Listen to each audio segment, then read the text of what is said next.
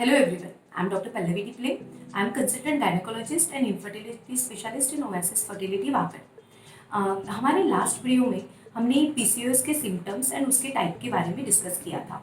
आज हम इस वीडियो में पीसीओएस पेशेंट को कौन से इन्वेस्टिगेशन करने चाहिए, उनके डॉक्टर उनको कौन से इन्वेस्टिगेशन एडवाइस करते हैं उसके बारे में बात करेंगे।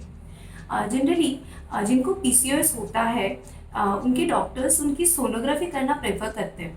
सोनोग्राफी से हमें एग्जैक्टली पता चलता है कि पेशेंट को जो सिम्टम्स है वो पीसीओएस की वजह से है या नहीं।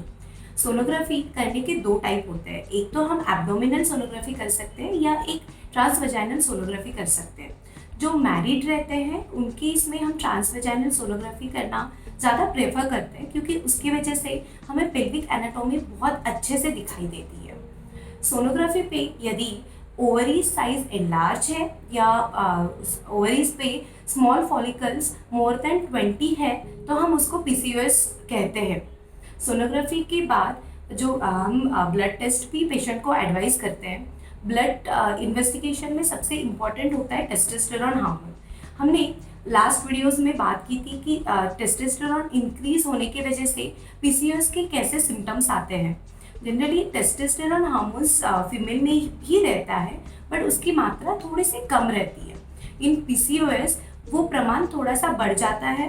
जनरली फ्री टेस्टोस्टेरोन जिनको पीसीओएस रहता है वो फीमेल में इंक्रीज होता है, इसीलिए आपके डॉक्टर्स जनरली आपको फ्री टेस्टोस्टेरोन टेस्ट एडवाइस करते हैं।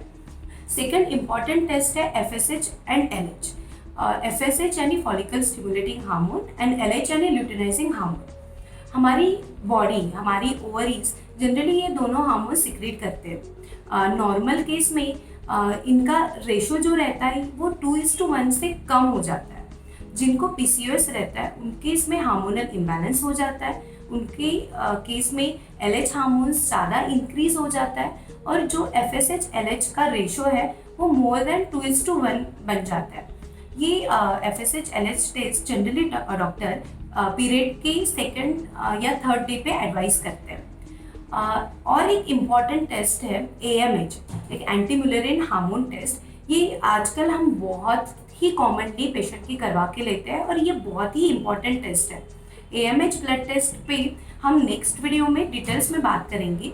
अभी हम पीसीओएस पेशेंट पे एएमएच की वैल्यूज क्या कैसे बढ़ती है और एएमएच के वैल्यू के हिसाब से हम पीसीओएस कैसे डायग्नोज करते हैं उसके बारे में बात करेंगे।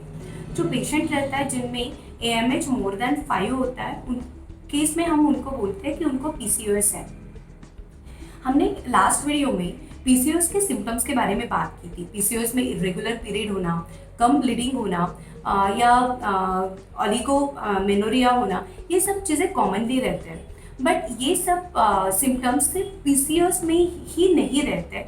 कुछ और हार्मोन्स है जैसे प्रोलैक्टिन हार्मोन्स या कभी कभी थायराइड की डेफिशिएंसी की वजह से भी ये सिम्टम्स दिख सकते हैं। So along with testosterone, LH, FSH, AMH generally हम doctors prolactin and thyroid test भी पेशेंट को एडवाइस करते हैं, जिसकी वजह से हमें पता चल सकता है कि और कुछ एडिशनल फैक्टर तो नहीं है, सो दैट हम अकॉर्डिंगली उनको ट्रीटमेंट दे सकें। पीसीओएस पेशेंट में इंसुलिन रेजिस्टेंस होता है। लास्ट वीडियो में हमने डिटेल्स में उसके बारे में बात की थी। जनरली इंसुलिन रेजिस्टेंस बढ़ने की वजह से भी पेशेंट में शुगर लेवल बढ़ जाता है।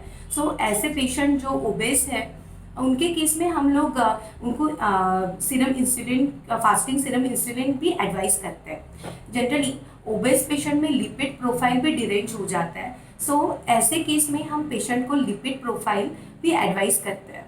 सो आपके डॉक्टर्स आपको जो भी टेस्ट करने को कहते हैं आपने वो करना चाहिए, क्योंकि उससे ही पता चल सकता है कि सही में आपको पीसीओएस है या नहीं, और पीसीओएस है तो उसकी सिवियरिटी कितनी है। Thank you so much.